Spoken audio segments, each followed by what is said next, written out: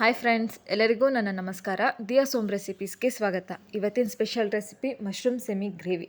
ಈ ರೆಸಿಪಿ ನೋಡೋದಕ್ಕೂ ಮುಂಚೆ ಯಾರ್ಯಾರೆಲ್ಲ ನನ್ನ ಚಾನಲ್ನ ಸಬ್ಸ್ಕ್ರೈಬ್ ಮಾಡಿಲ್ಲ ದಯವಿಟ್ಟು ಸಬ್ಸ್ಕ್ರೈಬ್ ಮಾಡಿ, ಮತ್ತು ನನ್ನೆಲ್ಲ ಹೊಸ ವೀಡಿಯೋಗಳ ನೋಟಿಫಿಕೇಷನ್ಗಾಗಿ ಪಕ್ಕದಲ್ಲಿರುವಂತಹ ಬೆಲ್ ಐಕಾನನ್ನು ಒತ್ತಿ.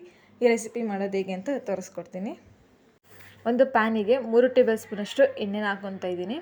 ಮತ್ತು ಒಂದು 3-4 ಉದ್ದಕ್ಕೆ ಹೆಚ್ಚಿಟ್ಕೊಂಡಂಥ ಹಸಿಮೆಣ್ಸಿನ್ಕಾಯಿ, ಹಸಿ ಕರಿಬೇವು ಹಾಕ್ಕೊಂಡು 1 ನಿಮಿಷ ಫ್ರೈ ಮಾಡ್ಕೊತಾ ಇದ್ದೀನಿ. ಇದಕ್ಕೆ ಒಂದು 1/4 ಟೇಬಲ್ ಸ್ಪೂನಷ್ಟು ಶುಂಠಿ ಬೆಳ್ಳುಳ್ಳಿ ಪೇಸ್ಟ್ ಹಾಕಿ ಅದು ಹಸಿ ಸ್ಮೆಲ್ ಹೋಗೋ ತನಕ ಫ್ರೈ ಮಾಡ್ಕೊತೀನಿ.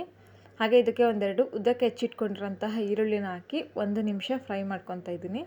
ಮತ್ತು ಇದಕ್ಕೆ ನಾನು ಒಂದು ಟೊಮೆಟೊನ ಹಾಕ್ಕೊತಾ ಇದ್ದೀನಿ. ನಿಂಬೆಹಣ್ಣಿನ ಗಾತ್ರದಷ್ಟಿದ್ರೆ ಸಾಕು. ಇದನ್ನು ಹಾಕ್ಕೊಂಡು ಹಾಗೆ 1 ನಿಮಿಷ ಫ್ರೈ ಮಾಡ್ಕೊತಾ ಇದ್ದೀನಿ. ಈಗ ಇದಕ್ಕೆ ನಾನು ಮಶ್ರೂಮ್ಸ್ಗಳನ್ನ ಆ್ಯಡ್ ಮಾಡ್ಕೊತಾ ಇದ್ದೀನಿ. ನೋಡಿ, ನಾನು ಈ ಥರ ತೆಳುವಾಗಿ ಕಟ್ ಮಾಡಿ ಇಟ್ಕೊಂಡಿದ್ದೀನಿ.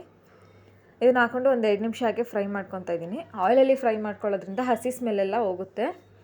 ಈಗ ಇದಕ್ಕೆ ನಾನು ಒಂದು 1/4 ಟೇಬಲ್ ಸ್ಪೂನಷ್ಟು ಅರಿಶಿನ ಪುಡಿ, ಅರ್ಧ ಟೇಬಲ್ ಸ್ಪೂನಷ್ಟು ಗರಂ ಮಸಾಲ, ಹಾಗೆ ಖಾರಕ್ಕೆ ತಕ್ಕಷ್ಟು ರೆಡ್ ಚಿಲ್ಲಿ ಪೌಡರ್ನ ಹಾಕ್ಕೊತಾ ಇದ್ದೀನಿ. ಹಾಗೆ ರುಚಿಗೆ ತಕ್ಕಷ್ಟು ಉಪ್ಪು ಎಲ್ಲನೂ ಹಾಕ್ಕೊಂಡು ಚೆನ್ನಾಗಿ ಮಿಕ್ಸ್ ಮಾಡ್ಕೊತಾ ಇದ್ದೀನಿ. ಸ್ಪೈಸಸ್ಗಳನ್ನೆಲ್ಲ ಆದಷ್ಟು ಆಯಿಲಲ್ಲಿ ಫ್ರೈ ಮಾಡ್ಕೊಳ್ಳೋದ್ರಿಂದ ಟೇಸ್ಟ್ ಚೆನ್ನಾಗಿರುತ್ತೆ, ಹಾಗೆ ಫ್ಲೇವರ್ ಕೂಡ ಚೆನ್ನಾಗಿರುತ್ತೆ.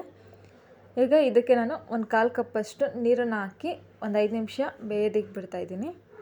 ಈ ರೆಸಿಪಿ ರೈಸ್ ಜೊತೆ ಸೈಡ್ ಡಿಶ್ ಆಗಿ ಚಪಾತಿ, ಪರಾಟ, ದೋಸೆ ಎಲ್ಲದಕ್ಕೂ ತುಂಬಾ ಟೇಸ್ಟಿಯಾಗಿರುತ್ತೆ. ಈಗ ಇದು 5 ಮಿನಿಟ್ಸ್ ಆಗಿದೆ. ಈಗ ಇದಕ್ಕೆ ನಾನು ಸಣ್ಣದಾಗಿ ಹೆಚ್ಚಿಟ್ಕೊಂಡಿರೋಂತಹ ಕೊತ್ತಂಬರಿ ಸೊಪ್ಪನ್ನು ಹಾಕ್ಕೊಂಡು ಮಿಕ್ಸ್ ಮಾಡ್ಕೊತಾ ಇದ್ದೀನಿ. ತುಂಬಾ ಸಿಂಪಲ್ ರೆಸಿಪಿ, ತುಂಬ ಟೇಸ್ಟಿಯಾಗಿರುತ್ತೆ. ಈ ರೆಸಿಪಿನ ನೀವು ಟ್ರೈ ಮಾಡಿ, ಹೇಗಿತ್ತು ಅಂತ ನನಗೆ ಕಮೆಂಟ್ ಮಾಡಿ. ಈ ರೆಸಿಪಿ ನಿಮಗೆ ಇಷ್ಟ ಆದಲ್ಲಿ ಲೈಕ್ ಮಾಡಿ, ಶೇರ್ ಮಾಡಿ, ಹಾಗೆ ನನ್ನ ಚಾನಲ್ನ ಸಬ್ಸ್ಕ್ರೈಬ್ ಮಾಡಿ, ಪಕ್ಕದಲ್ಲಿರುವಂತಹ ಬೆಲ್ ಐಕನನ್ನು ಒತ್ತಿ. ಧನ್ಯವಾದಗಳು.